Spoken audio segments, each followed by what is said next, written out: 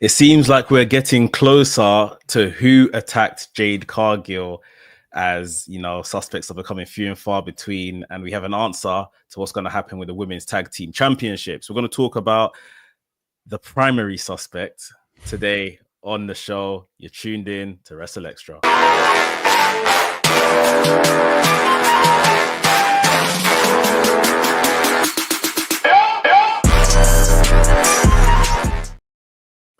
What's up, people? Welcome back to WrstlXtra right here on the WrestleManiac UK YouTube channel. My name is Mex, the WrestleManiac, if you will. It's a mouthful. I never You didn't realize it, huh? didn't realize it. I never say it.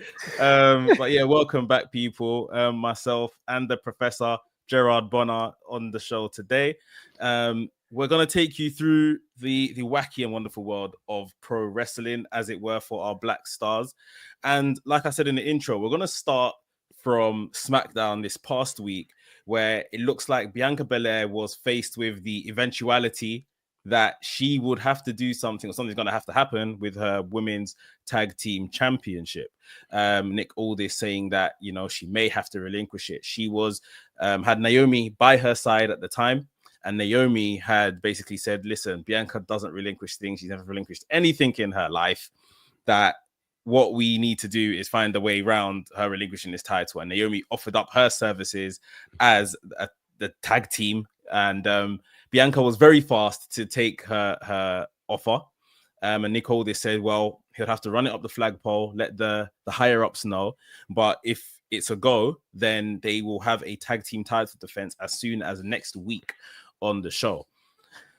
So the rumor mill and the internet wrestling community have been doing what they do and been discussing and, I guess, booking, is Naomi the person that done this? She's found a way to oust Jade from the situation, and now she slid right in to take on a tag team championship, the same tag team championship she left the company for. Never mind you. And people are saying as well, looking at Bianca as like, oh, she accepted her advance, Naomi's offer, pretty quickly. She didn't, think about it or mull over it, and just wants to keep the tag team championships. Gerard, where do you sit on this particular segment? Are we looking at the two prime suspects of who done this, with Naomi being, I guess, the primary candidate at this point? It's interesting because it was right here on this show that I made the suggestion that Naomi could become one half of the tag champions instead of forcing Bianca to relinquish the title, with Jade not being there. As you were discussing this, the one thing I thought of was, what on earth would actually be the motive for Naomi doing this? That's the only thing that's not quite registering for me. I mean, I think, you could make a case, cool for a heel turn or whatever, but why would Naomi do it? I don't get the why. That's my concern. So you have the same Naomi who is super forgiving and understanding of Bayley, is fighting Bayley's case to Bianca. So if she's that forgiving and that understanding, I don't know what she could possibly hold against Jade Cargill that would cause her to attack Jade Cargill in the way that she did. So I'm having a hard time when it comes to motive with her. Plus, she was already in the U.S. title tournament. So was Jade. Again, so it's not like Jade was getting an opportunity that she wasn't getting. Bianca, I'm asking questions what her motive would necessarily be. I mean, of course, she was already in the ring. She has been the mentor for Jade Cargill. I understand why she accepted Naomi's offer. They're the big three. They already work together. They're already cool. And it's not like some super random person is coming to keep the tag titles on them. I'm sure Bianca still wants to hold on to gold by any means necessary. So strangely enough, I'm almost ruling both of them out of this scenario, because Naomi does not, there's still no motive for Naomi. Bianca, I mean, it would be shocking. I mean, it would be New Day level shocking for Bianca to do something like this or to orchestrate something like this. I still think that you could have a Lash Legend potentially behind this, wanting to prove herself as the best big woman in the game right now. I just don't see Bianca or Naomi responsible for something like this. Yeah, I intend to agree with you. I think, the motive is definitely, we can all point fingers, but Right. 100% like you're saying, the motive is missing as to why would they do this. If it was a situation where Nick Aldis had said to Bianca Belair, for instance, gonna have to take this title, and Naomi was the one fighting, no, like, B, you need to keep your title, and Bianca's like, well, if that's what he says, then we've got to lose a title. And then, like, the motivation, you could say Bianca wants to get back into singles competition. She wants to win singles titles, doesn't want to be, and then he could chase it back to she took out her tag team partner. Fair. Or if it was a case with Naomi, it's like, yeah, you had bigger fish to fry in terms of the match with Nia Jax. You had the US title. You had opportunities to win titles, singles gold. And then if she had lost those and then Jade went missing or got taken out, and then you could say this was her last opportunity to win gold. So, again, motive. But right now, it definitely lacks motive and direction for either of these two. Correct. So if it is them, there's going to have to be something absolutely wild that, they'll string together. And, there's still been talks and people suggesting the idea of Naomi's big three with Lash Legend and Jakara Jackson. Maybe. I have still always kept the likes of Bayley's name in this. I've kept the likes of Charlotte Flair's name in this. So, yeah, I don't feel with that particular segment we're any closer. But it would be interesting to see, who they're defending it against Nia Jax and Candice LeRae, right? I believe so, yes. It'll be interesting to see if it's a successful defense. Right. Not. We'll see where the temperature is between the two ladies, Bianca and Naomi, I think.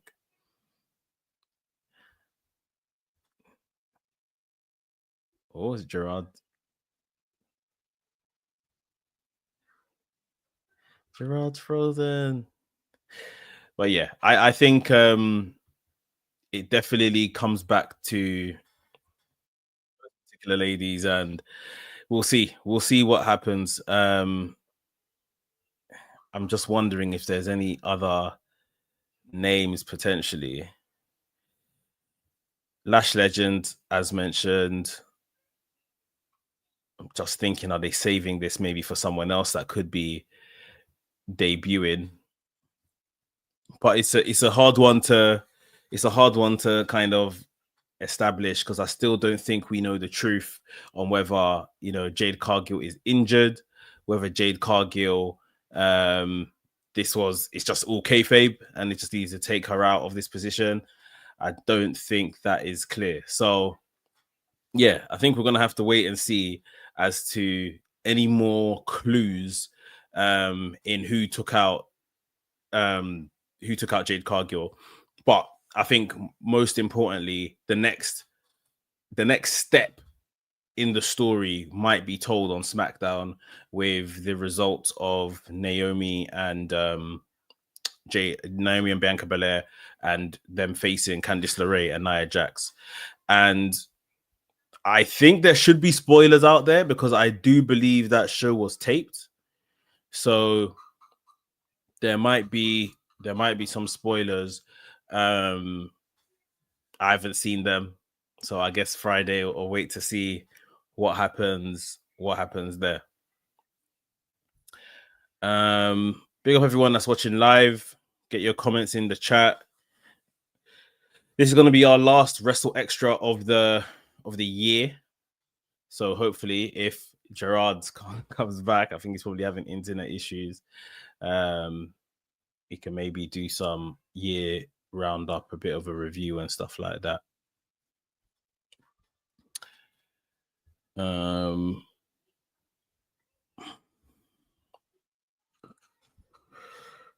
Cool. So yeah, let's talk about.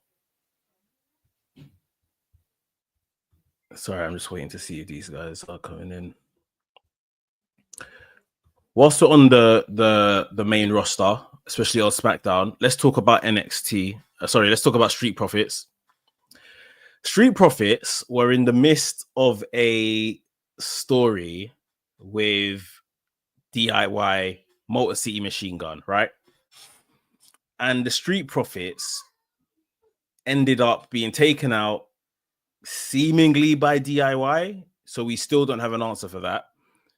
And since then, DIY have went on to pin Motor City Machine Gun, become the SmackDown Tag Team Champions, or the World Tag Team Champions, whatever they call it. And of course, they're here cutting promos about it. Sorry, Gerard, you're back. My internet went down just out of nowhere. It's crazy. No problems. We've moved on. We're just talking about the Street Profits. So yeah, I was just setting the scene as to, you know, the Street Profits were right at the cusp of a tag team championship match with Motor City Machine Guns. They were taken out backstage, seemingly by DIY, but I don't think that's quite been proven yet. DIY have since then walked into a tag team title picture in Street Profits' place. They've pinned the champions. They are the new tag team champions. They're here cutting promos like this is the plan all along, etc., etc. Where are the Street Profits? Like they weren't killed when they were taken out, right? So like, why were they not on SmackDown? What's gone on there, and where do you see them in this entire story or their overall positioning? This is actually one of the crazier things that's going on right now in the sport, because they were at the brink of a tag team title match. I mean, it was scheduled, it was advertised. They mysteriously get taken out. And then here's what's wild. Everybody else that seemingly had some sort of injury backstage, there's always a medical report. They had a medical report on Jade Cargill. They had a medical report on Randy Orton. Over the weekend with what happened with Cody Rhodes, they had a medical report on him. There's not been a single report except for they've been taken out and we don't know when they'll be back. Like, what? I don't understand. I mean, like, we haven't heard from them at all, which is odd. I don't think there are any contract negotiation kinds of issues. Just very odd for something that they have been so outspoken in terms of they want the tag team titles. They want the tag team title match. It was just a couple of weeks ago we were talking about this amazing promo that Montez Ford cut on socials, and it gave us chills. And was he going to be champion? And what does this really mean? And now they've disappeared, and we have new champions. There's definitely more than meets the eye to this. And there's a part of me that now wonders, perhaps, is this connected to, you know, the infamous transfer portal? Will they suddenly magically appear on Raw's Netflix? I mean, if you think about all that's being put together for that Netflix show, you want the entertainment factor, you know, on 10. They fit that bill. So if they appear mysteriously, that would make sense. I don't know why they had to attack them to do that, but here we are. I think it's weird. Even if they appear on Netflix, it is weird. Aren't they going to get their comeuppance, or like are they going to get beaten up and just be banished to a whole new show? Like I think it's a bit weird. But you do raise a good point there. I think definitely, which I think we'll get onto in a bit around the whole Netflix launch. You know, definitely we need to put some melanin into that product on Raw. So yeah, I think they can come in handy in that aspect, and definitely they tick the entertainment box, like you said. I really just worry for them. Now, there could be a bigger story here that, you know, maybe they're not going to turn heel as we all thought. Maybe this is to really get the crowd behind them as baby faces, even if they're going to come back as like fiery, impassioned baby faces. But we need the time is ticking on the Street Profits, man. They're already here announcing every time they have a match, like it's been 4 years since they held the tag team championship, right? Like that's pretty atrocious for a tag team where, you know, there's not like loads of tag teams on the roster or whatever. So right.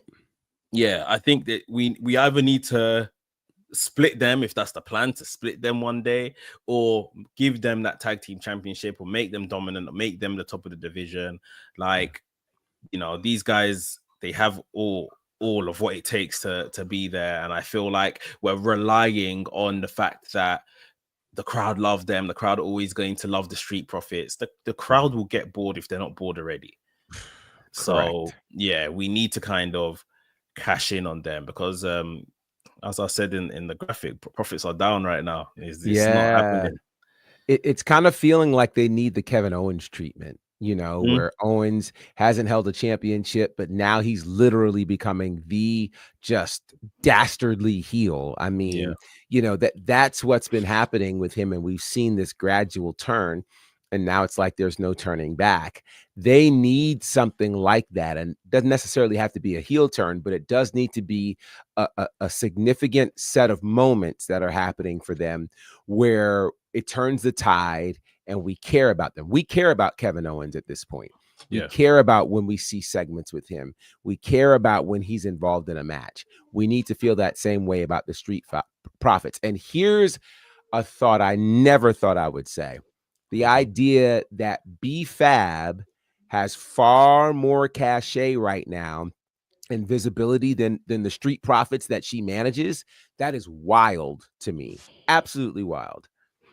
Yeah, it's true. She's at least temporarily, she's leapt over them. Like, so Yes.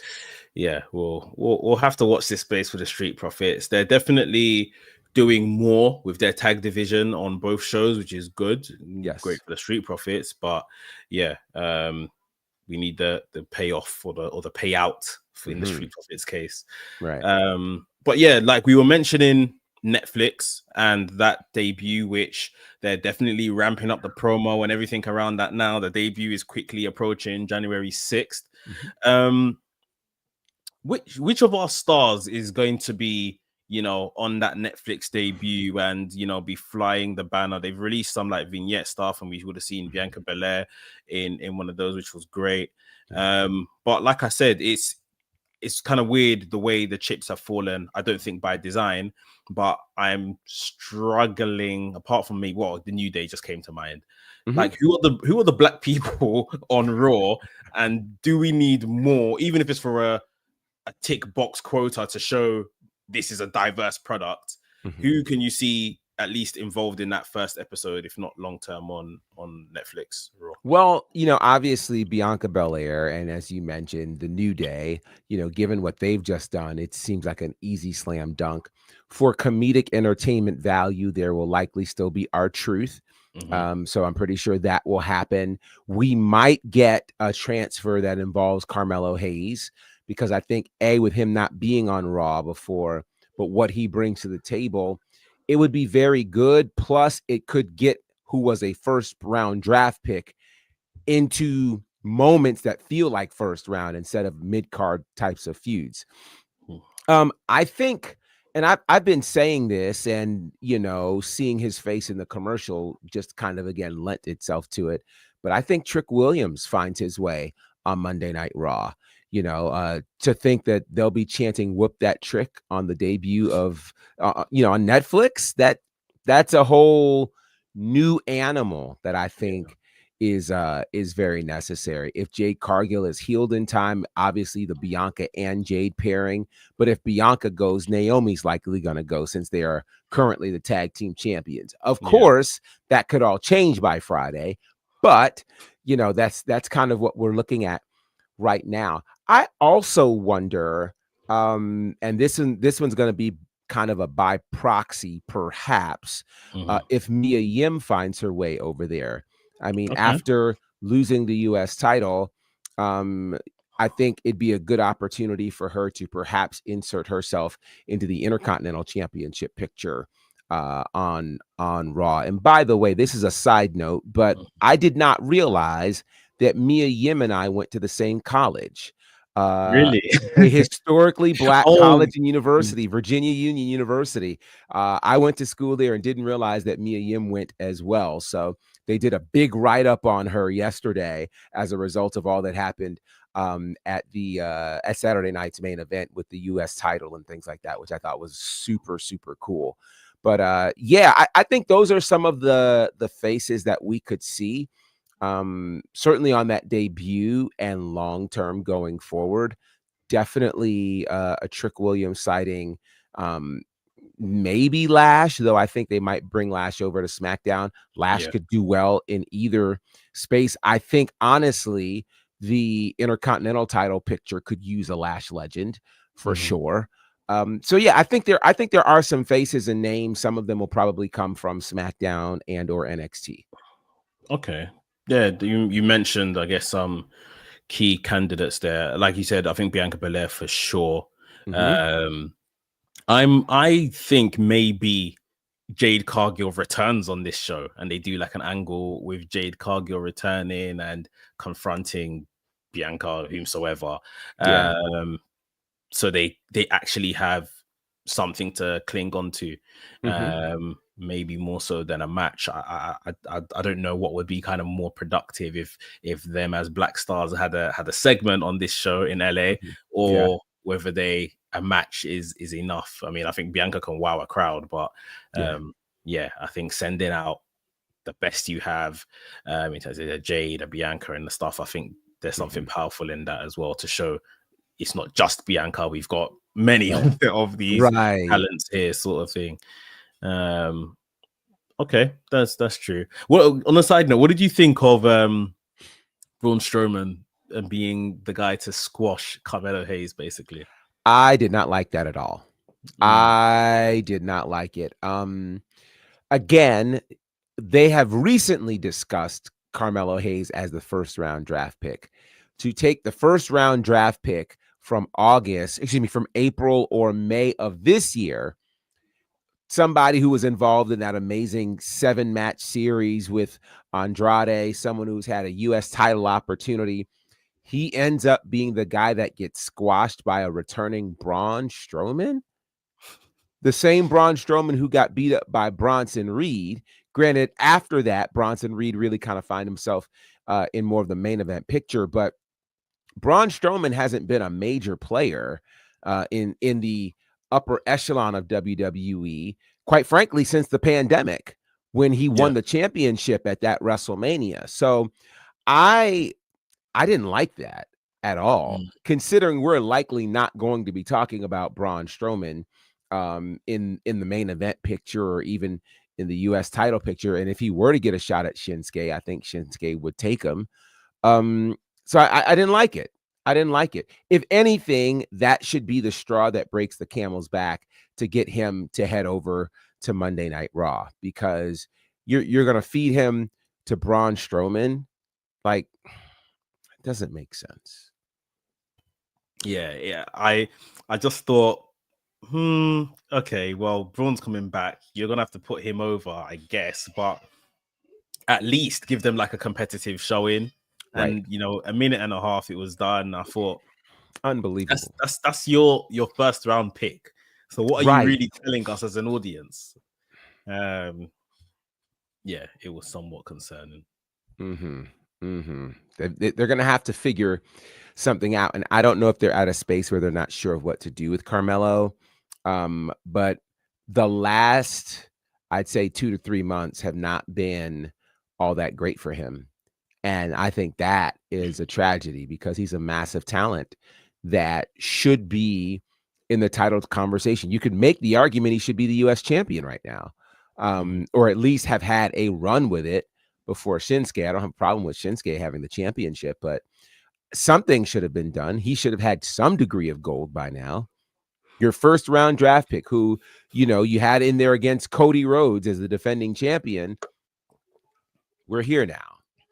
It's like they gave him that title as his title. We'll make you the first round draft pick, but that's all that you're kind of gonna get within your first year, which is a shame. Yeah, like you mentioned, since the best of 7 series or so with Andrade, hasn't really amounted to much of anything. Even Andrade, we've seen kind of bounce back, and he's involved in his LA Knight stuff right now. But yeah, Carmelo Hayes, still on TV here and there, but yeah, not really doing much of note. You mentioned Trick Williams and you know, possibly being someone they can bring up for the Netflix stuff. If we make our way down to NXT and talk about Trick Williams, let's talk about the segment that we got firstly, where him and Obafemi face to face, middle of the ring. It was something. It was really something, because I don't know about yourself, probably yourself as well. Everything that Obafemi said, I absolutely believed. I had my card out, my cash was in my hand, Apple Pay was swiped, face recognition, everything. I said, take my money, because sir, I believe what you're saying. You know, all the stuff is in. Right, you're champion. It's because I let you be champion. Like, it's big facts. Like, it's big facts. So yeah, they've booked it. New Year's Evil. We're gonna get this match. We ask ourselves again, because we knew this was coming, but now it's confirmed. Is there a way out for Trick Williams here? Like, is this his title reign up? Yeah, you know, it's been like fantasy booking, you know, the idea of what would it look like if the two of them end up in a ring together or anything. When you actually got to see it, it felt like big money. It felt like, holy cow, we got ourselves a matchup in the NXT men's division for their men's championship. This didn't feel like Ethan Page. No offense to Ethan Page. This certainly didn't feel like Ridge Holland, where it was just like, oh, all right, we'll give somebody to Trick. This felt like Trick has met his match. And I mean, Trick is looking up to Obafemi. You can tell in Trick's face that there's some degree of fear and concern. And then Obafemi just starts laying into him. You're here because I let you be here. You know, like it was just like, and you sit back and you're like, he's not wrong. You know, they've purposely kept him away from that. So, yeah, you know, the only way I see Trick Williams winning this is if somehow he partners with someone. I don't know if somebody comes to his aid. I don't know if Eddie Thorpe tries to just continue to be a thorn in people's sides and he comes in just to destroy everything because he's still convinced that Obafemi, you know, attacked him, which again doesn't make any sense. Oba sneaks up on nobody. So I don't know how that happens. It will require another person for Trick Williams to win. I think it's the only way he wins. But I think Trick is about to make his way, you know, onto Netflix and enjoy that caliber of life. And Oba could very well be the one to officially send him. Yeah, no, it's everything we've discussed, really. Like, you know, we didn't know last week when we spoke that Eddie Thorpe was basically gonna find a sneaky way to insert himself into the title picture. So he's got a match with Trick. Is it this? It's tonight. Yeah, it's tonight. Yeah. So I'm sure, you know, Trick will win that because they've already started selling us the match on the 7th of January for New Year's Evil. But like you rightly said, Eddie Thorpe might still be aggrieved by the result and come and destroy everything in that match, so we don't get a winner. My early guess last week, like you rightly say, there's gonna have to be something that Trick Williams has or someone up his sleeve. Yeah, and I'll stick with Carmelo Hayes. I still think Carmelo Hayes and Trick can reunite. As we just discussed with Carmelo Hayes, he needs something. You know, they maybe need each other. Carmelo Hayes can save his old friend and help him, and maybe that's what will, between the Netflix show, the first whatever one, they can use that to help transition Trick Williams onto the main roster eventually, when Obafemi eventually does get the win. But yeah, I think if you're gonna use someone, I think kind of knocking on that door and putting those two back together in terms of Trick Williams and Carmelo Hayes is a good as option as any. But yeah, it really does feel like the end for Trick Williams and this title reign when Obafemi comes knocking. Yeah. I mean, I just don't see any other way. He will need any degree of help. And I think in a strange way, if this does serve as a reuniting of Trick and Mello, it's good for both of them.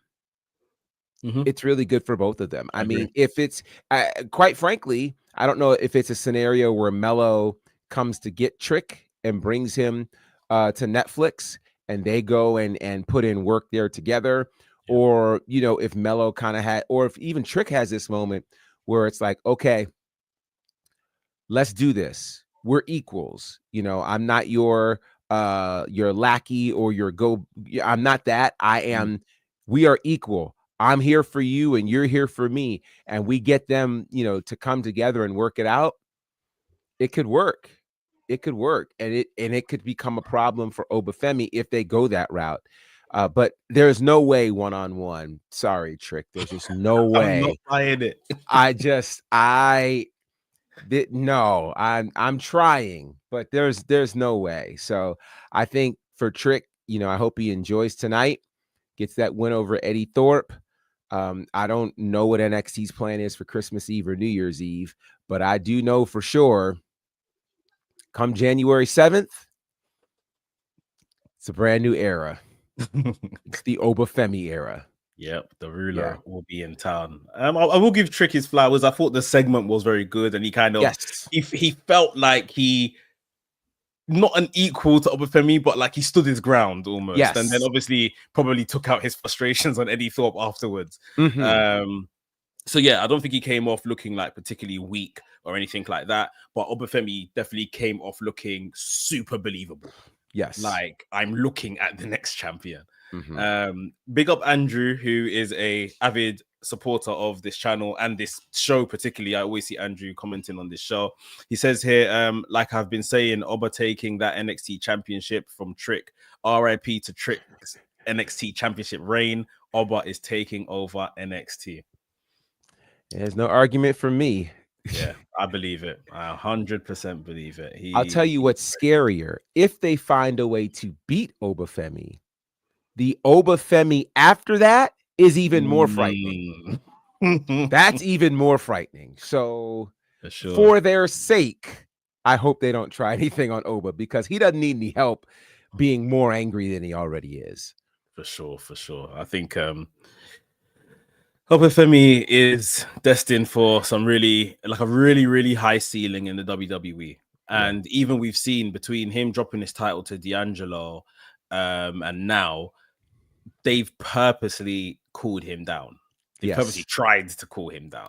Let him take a bit of a break and whatever, and as soon as he came back, he wins the match to become the number one contender. Like, we can't kid ourselves here. We have to do the inevitable. And I think somewhat gone are the days of where people used to say, I know sometimes people still do. Like, for instance, we see like a Bron Breakker, and people are probably saying now, likes of a Bron Breakker, oh, he's too young, he has time, we don't have to make him world champion and all of that kind of stuff.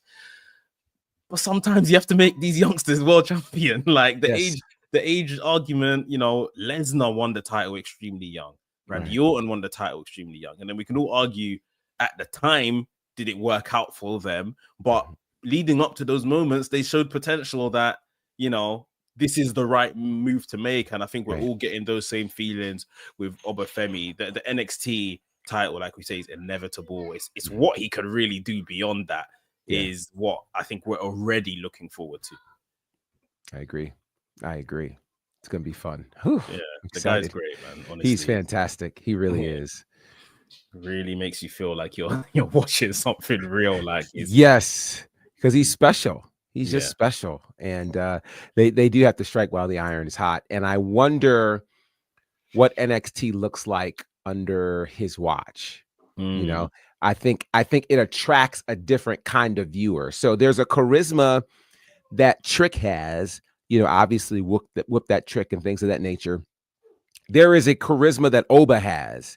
It's a different kind of charisma, and it attracts a different kind of fan.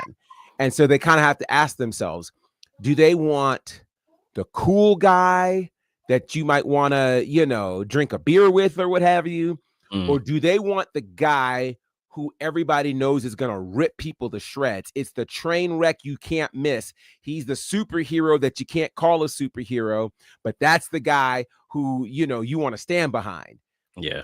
So the question is, what do they want this new NXT to look like in 2025? And all things considered, they might need that charisma over on Monday Night Raw so that Oba's charisma can take over all that's happening at NXT.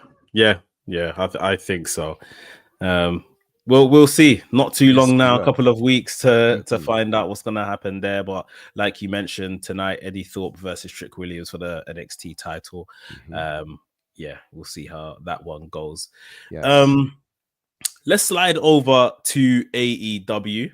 Okay. We have the ongoing saga of the Continental Classic.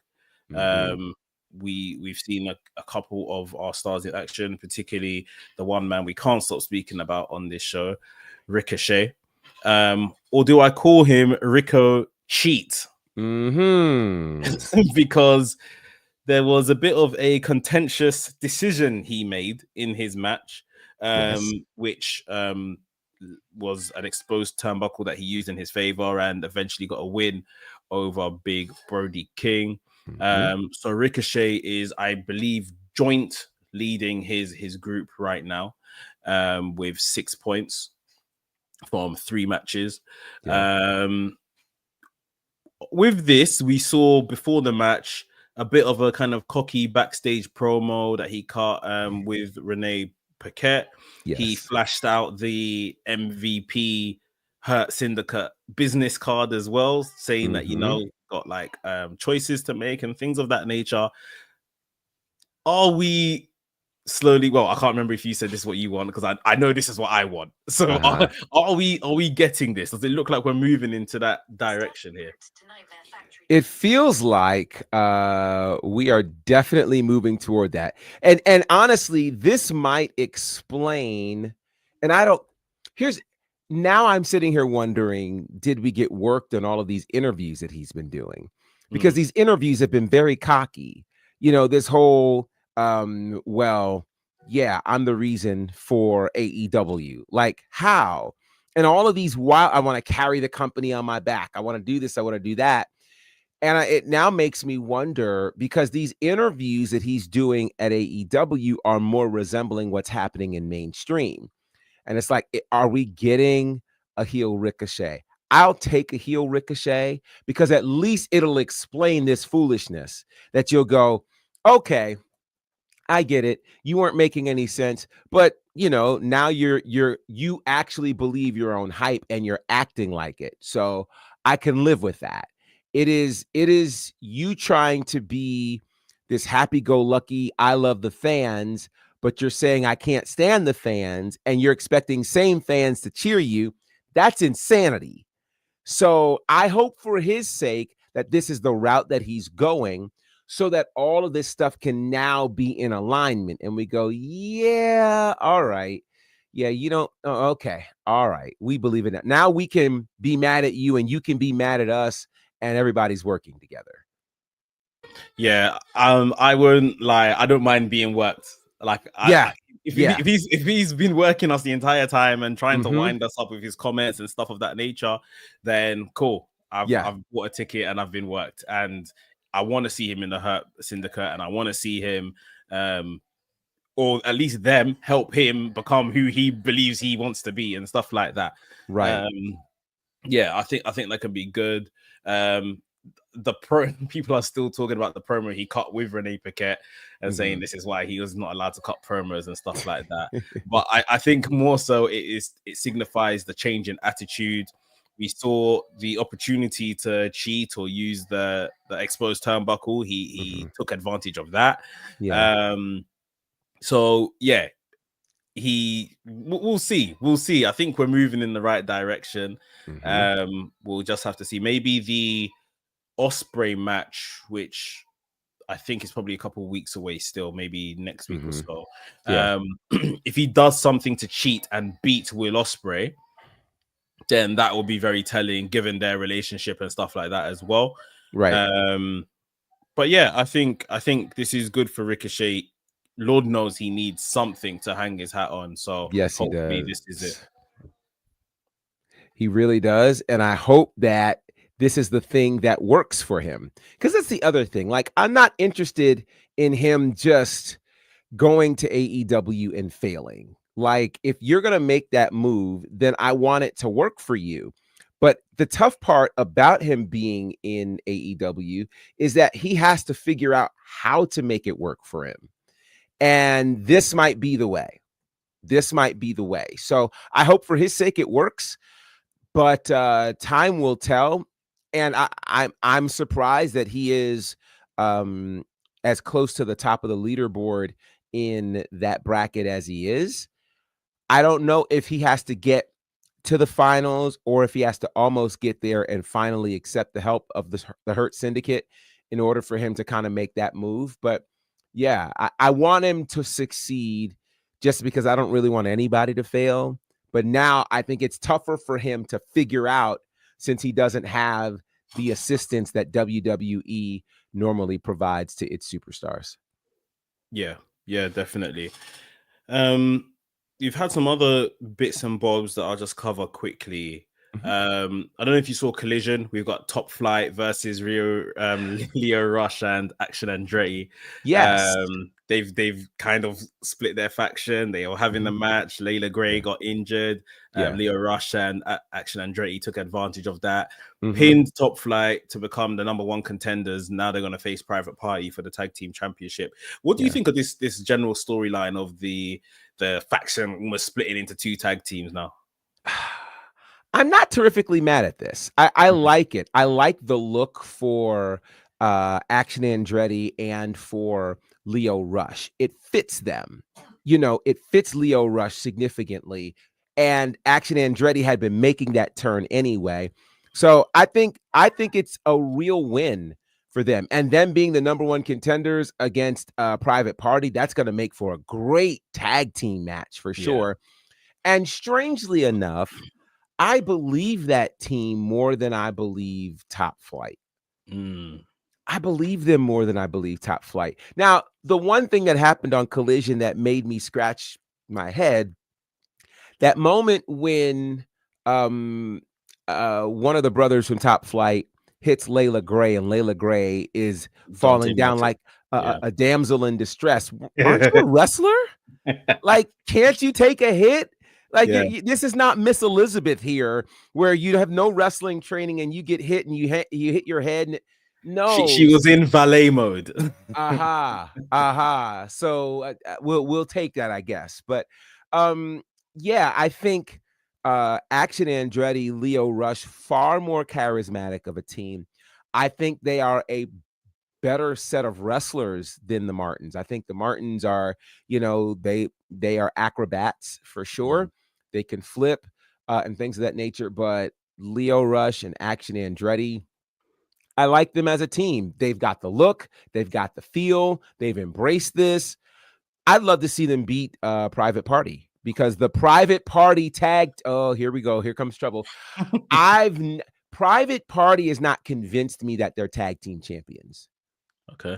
Like, I see them. Yes, I watched the match. I know they beat the Young Bucks, but it doesn't feel like they have, sometimes it takes a while for you to get adjusted to certain people being champions, but then their match quality and their persona raises up to that. When it came to Swerve, for instance, Swerve was already wrestling and behaving top tier. It was we needed the rest of the company to really treat him as such.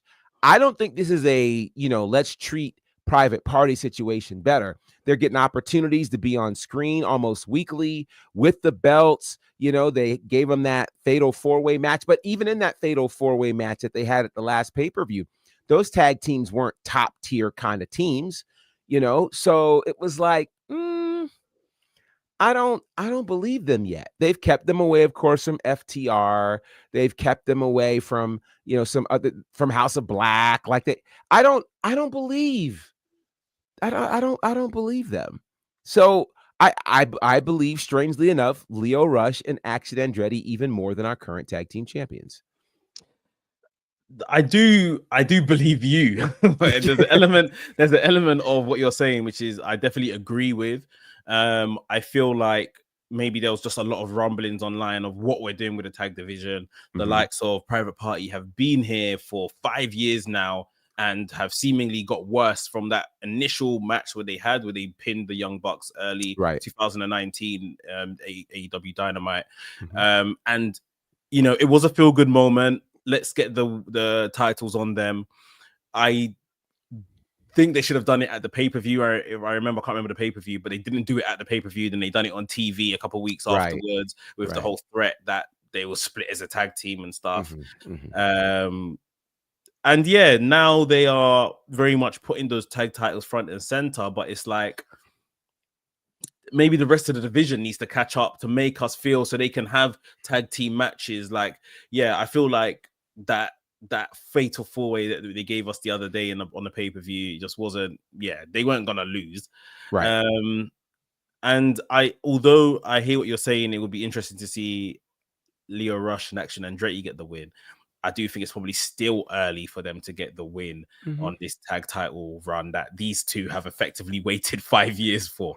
So that might be the hamper of it changing hands. But yeah, I do like those two as a tag team. And to be fair, I was watching this match and I was like, man, the Top Flight have fallen off a cliff.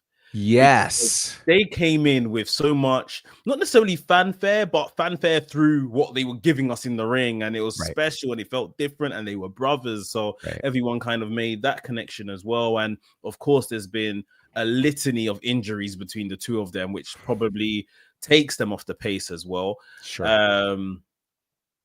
People get older. I don't want to be here and fat shaming. You know, I need to go to the gym myself, but you know, they look heavier as well. So it's one of them ones where I just feel like they need to maybe go back to the drawing board. Character has never been their strong suit since they've been on TV. They've been getting away with doing the high spots and stuff like that. So maybe now they're looking at a tag team in Lio Rush and Action Andretti that are finding some elements of character, and that's why it's even glaringly more obvious that they're a bit dry, sort of thing. I think this is also the real issue in AEW of the exceptional becoming common. You know, so what Top Flight used to do when they came in was still the exception to the norm. Now it's so common in AEW, you know, and you only keep adding people to the roster that do the same kind of thing. So it's like, if everybody's doing a moonsault, if everybody's, you know, doing a Spanish fly and kicking out of it, you know, so it's like you do these spectacular moves and then they're just on to the next move. And it doesn't impact anybody. There's no weight behind it. There's no gravity to it. And so if all they have are those acrobatic moves and they have no personality and they cannot talk, no wonder they've fallen off the cliff. You know, to be sustainable over a lengthy period of time, we need to remember something you said. We need to remember something that you did. And if everybody's doing what you did, then we don't remember any of it. We just remember, oh, somebody flipped. Somebody did that. Like, I thought about, you know, Kevin Owens pulling out that pile driver over the weekend. And the reason it makes sense in WWE is because you don't see pile drivers. So you don't see it. It feels like a dangerous move. Meanwhile, there are 3 on any given week on an episode of AEW, Dynamite or Collision. And then people just kick out at 2. So it's like, you know, if you're not presenting these kinds of game-changing moves, which I know the business evolves. At one time, a super kick was a finisher, and now it's just kind of a move in passing. I get that. But something still has to have the ability to damage you so that you fear it. And we don't fear anything from Top Flight. We just watch like, wow, you know, and here's the irony of it is you got Top Flight You have Commander. At one point, you had Vikingo in there. You've got the Beast Mortos doing wild moves. So you have all of these people who do these things. And the crazy part is just about every name I mentioned, none of them are winning. So that should tell you a lot, that they're just kind of here to be the highlight reel, but not to win championships, not to win matches, not to win fans, quite frankly. And that's concerning. That's why Top Flight has fallen off of a cliff. Yeah, it's a very good point. Like, even stylistically, all the people doing that kind of stuff. Mm-hmm. Yeah, how much wins do they have between them? Yeah, it's Commander's still at 0 in the Continental Classic, isn't he? Yeah. Mm-hmm. He took over from obviously Juice Robinson, but great matches he's having, but 0. Yeah. Yep. Yeah. Tells you all you need to know. Yeah. Quickly, I want to touch on, I don't know if you managed to see is it New Japan Strong Style? I did not get to see that. But let's talk about it. Main event, right? Mercedes Moné versus Hazuki.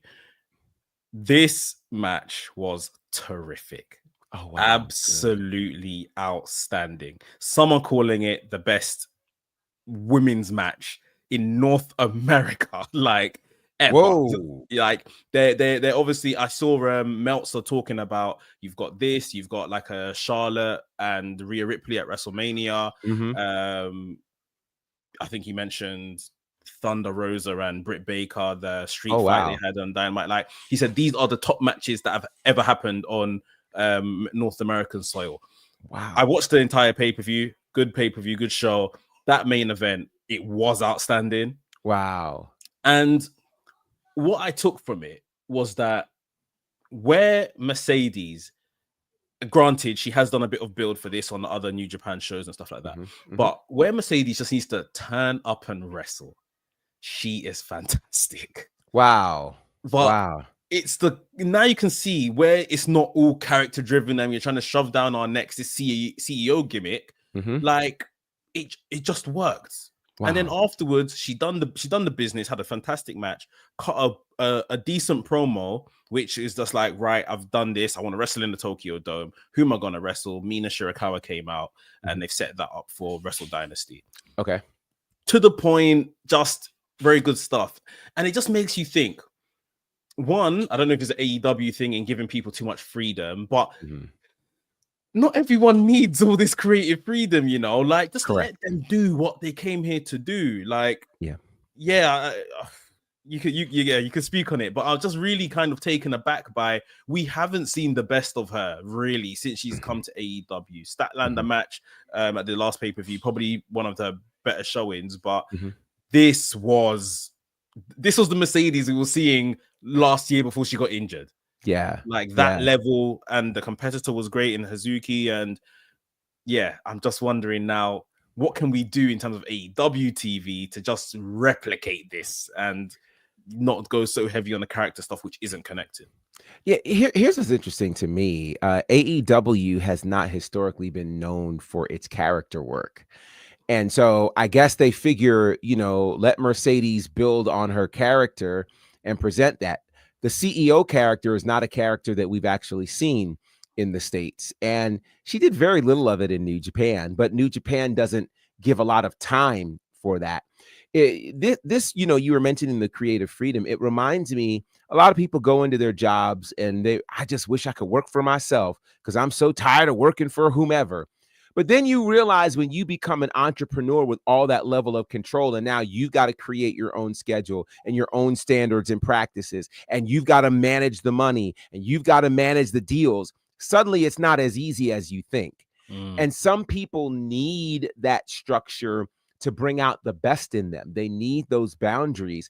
And it makes me wonder, does Mercedes need those boundaries to where on one hand, she can cut a very succinct promo, get the point to what we need, but then also the same kind of space that allows her to actually do what she's really good at, which is wrestle. And the unfortunate part is, because we haven't seen enough of her wrestling, you almost forget that she's that good. But that, I think, is where, New Japan could potentially help AEW, which is, okay, put some structure around, figure out who has the strength to develop their own character and do their own promos, and who needs the guidance to say, stay in this window, do this, say this, and then let your talking be in the ring. Yeah, that's exactly it. It's almost like with the CEO character, it's like an amplified, obviously, Sasha Banks, the boss stuff, but it's another company trying to replicate a WWE-ism. Yes. And granted, they've got Jennifer Pepperman that probably had a lot of contribution to Sasha Banks and that character, but it hasn't worked so far. No, it hasn't worked. I was hearing today that we may be done with Camille on AEW TV. Like she's period. Like she might be done. Like wow. I think there's some like what can I call this? Political stuff. Like MAGA related stuff going on in the background potentially. But yeah, I think that's where the breakdown between maybe Mercedes' beliefs and that belief didn't kind of go, and obviously we saw them fall apart on TV. Yeah, the stuff that's coming out right now is that Camille might be done. We might have seen the last of her, sort of thing. Wow. We'll see. We'll see. But yeah, I think like you said, we just need to simplify it, take it back to basics. She says she's the best wrestler, the greatest wrestler ever, not even women's, the greatest wrestler ever. You know, right now she's not even the most over woman in that division. Correct. And she's the CEO in the mid card of that division. We need to go back to basics and get this right, because from what I saw this yesterday morning watching this show and that main event, that woman is special. Wow. That woman is special, but it's not translating in AEW. Wow, it's not. So we need to build a bridge there to make something work. For sure. Wow. I'm definitely gonna have to go and watch that. Hopefully in the next couple of days. Yeah, if there was the match before it was a tag match, Jack Perry and Takeshita versus Shingo and Suji, Yota Suji. Oh, Yota Suji, gotcha. Great match, yeah, really great match. Jack Perry is another one on a side note that I think should just stay in Japan. Like he should just stay. Agreed. Yeah, he works there. I don't think right now in the AEW it's working. Yeah. And then that main event was really solid, really good show. Awesome. Yeah. So like I was telling the supporters and the live viewers, as you had disappeared and before you came back, that this is going to be our last show of the year. So before we jump off today, just want to kind of touch some points on a bit of a year review for our Black Stars. Our favorite male, female performers, some of the best matches that they've been involved in over the past year. General successes, I guess, for Black wrestling and Black culture. And what we can expect to kind of see going forward into 2025. I think for myself, Swerve has been an absolute standout this year.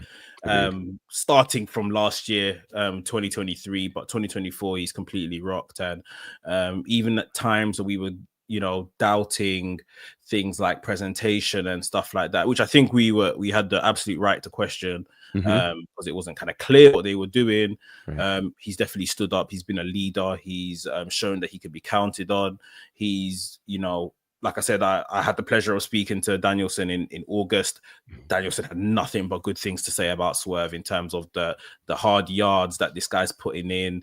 I remember him saying that, he's a world champion that is putting down the title after shows and doing cleanup jobs and stuff like that backstage. Like he's getting his hands dirty sort of thing. Just in general, everything he's touched this year has turned to gold. I don't think really there's been necessarily one misstep. Of course, we always kind of question booking decisions and stuff like that.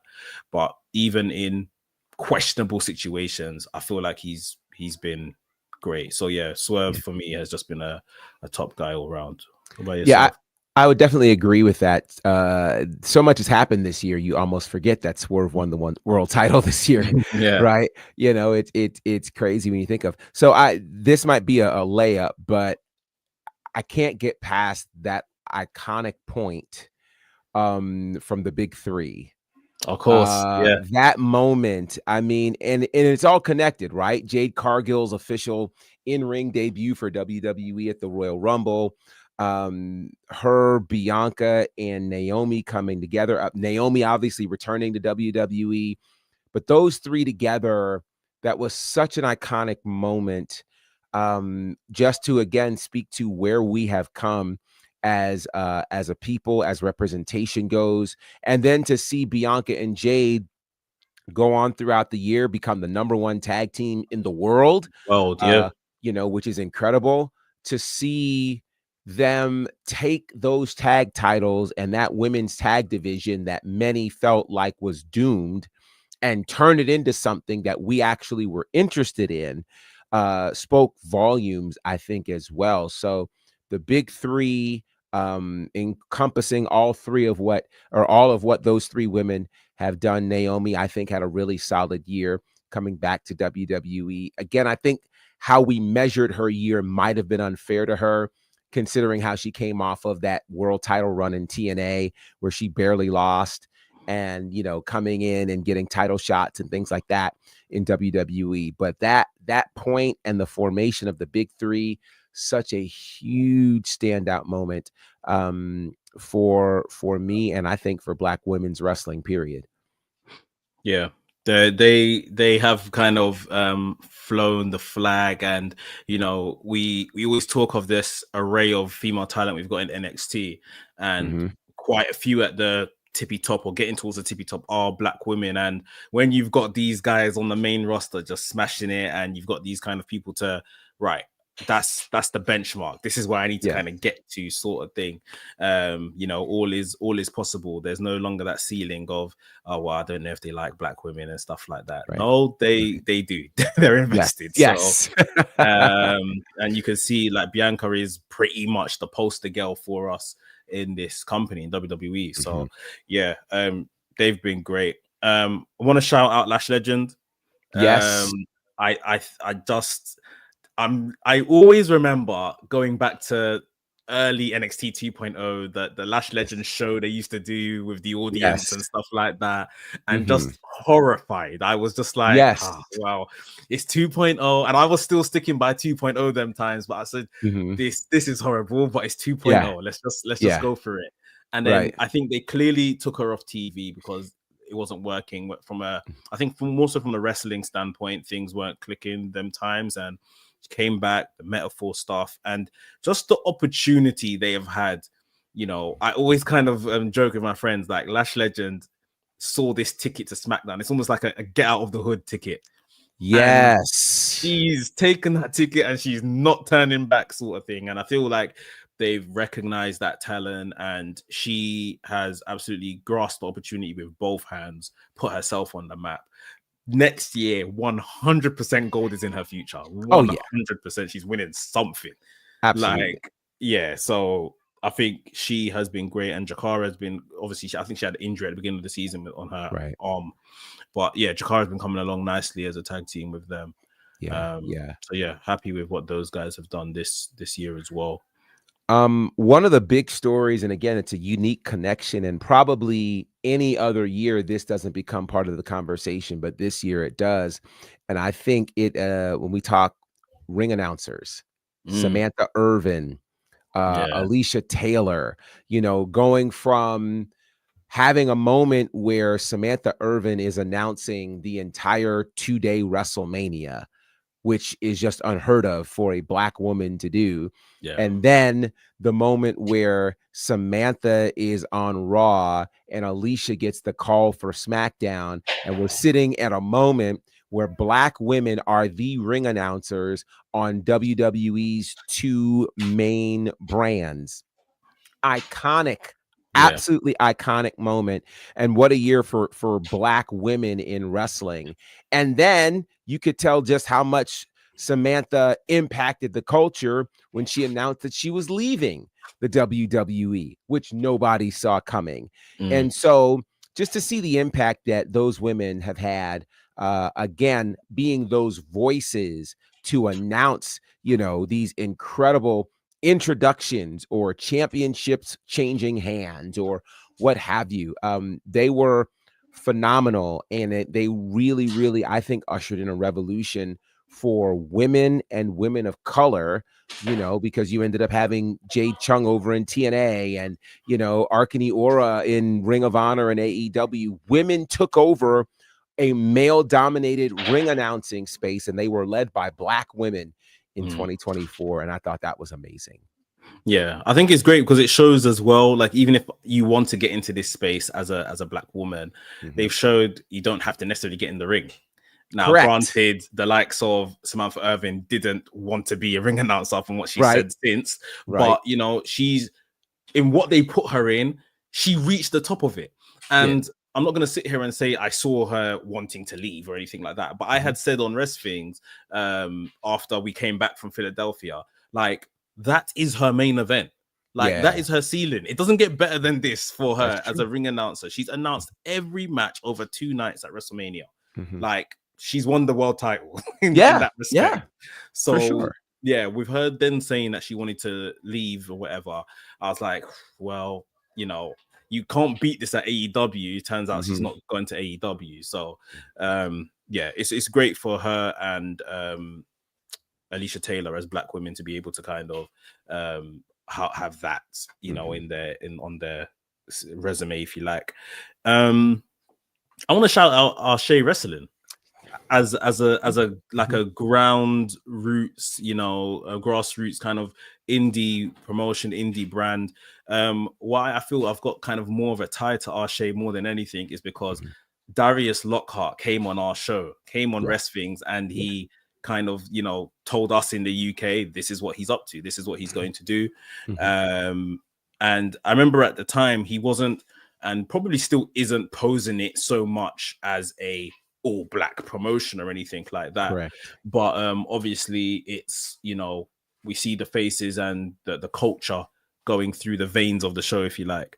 And I just feel like you guys, that yourself included, and everyone in the Arshay team has just put on and shown that, even from a Black business level, that, we can work together and do some good things when we're all on the same page. And that, Arshay Wrestling's had a really strong year, and I want to see more. I want to be able to get to a show, hopefully, at one time if I get to the States. Obviously, you mentioned the WrestleMania weekend show. So hopefully that's somewhere I can be in attendance. But I just feel like as a product by us or for us sort of thing, that it's really stood up and done its thing this past year. It's funny you mentioned that, because I was definitely heading that way to mention all that's happened at Arshay. I mean, and to think about, this year we've housed several matches for the Pan-African World Championship. Again, Shug D defending against Caprice Coleman, one of the single best matches I've seen all year long. Add to that, Ron Simmons there to present the championship, the first Black world champion to be able to do that in that space. The battles that have happened involving Billy Dixon and, of course, Darius Carter, and then leading to that tournament moment where we had Darius Carter shock the world. Just so much happened, and the introduction of the Arshay Wrestling Men's Championship. So it's been a huge year for Arshay Wrestling, and for a promotion like Arshay to be talked about around the world, having not toured the world, is pretty exciting. While we're in this space, I'll shout out All Caribbean Wrestling, who has done a phenomenal job this year impacting what's happening in the Caribbean, to the point where they have officially landed a TV deal with Tempo Networks to broadcast across 24 Caribbean islands, and launched their mobile app as well, and just a lot of really cool things. And I want to shout out also Fourth Rope and Westside Gun and his promotion that he has started, that has been doing some incredible things as well in Chicago. They just had a big show over the weekend in Atlanta. It's amazing to see that there are these promotions who can feature a lot of faces that look like ours that all offer something different. That's what's super exciting. You know, they all have different vibes. They all have different slants to them. And it really speaks a lot to the future of what can happen in the space of Black wrestling. Yeah, definitely. The future's bright. More and more finding our way in, whether it's through the indie scene, being picked from other worlds, or you know, through stuff like the Neil programs and stuff like that. Like more and more Black talent are finding their way onto the screen. So yeah, looking forward to what 2025 holds. But guys, that's it for this year. That's it for 2024, and that's it for the show.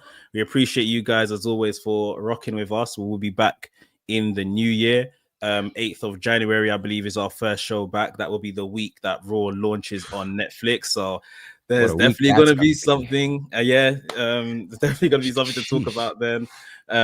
We'll be speaking hours before the anticipated Obafemi Trick Williams match as well. So yeah, that will be really, really a stacked show. So make sure you join us on the 8th of January.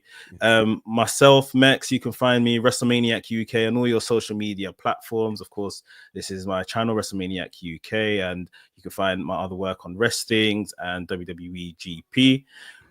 Gerard, I am no A Dazzle, so you better tell the people where they can find you.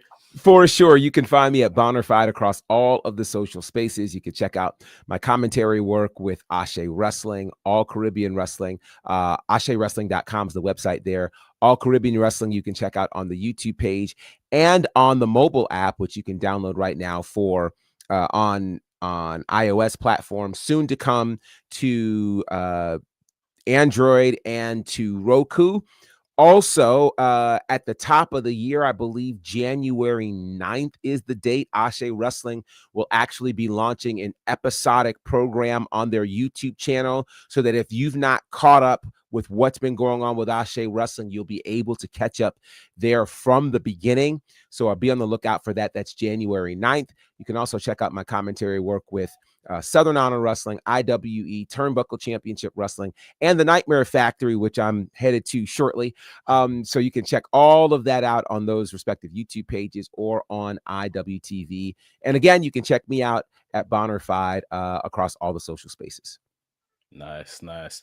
Thanks again, everyone, for watching. Have yourself a very good Christmas, festive period. Happy holidays. Have a good new year. And we will see you soon.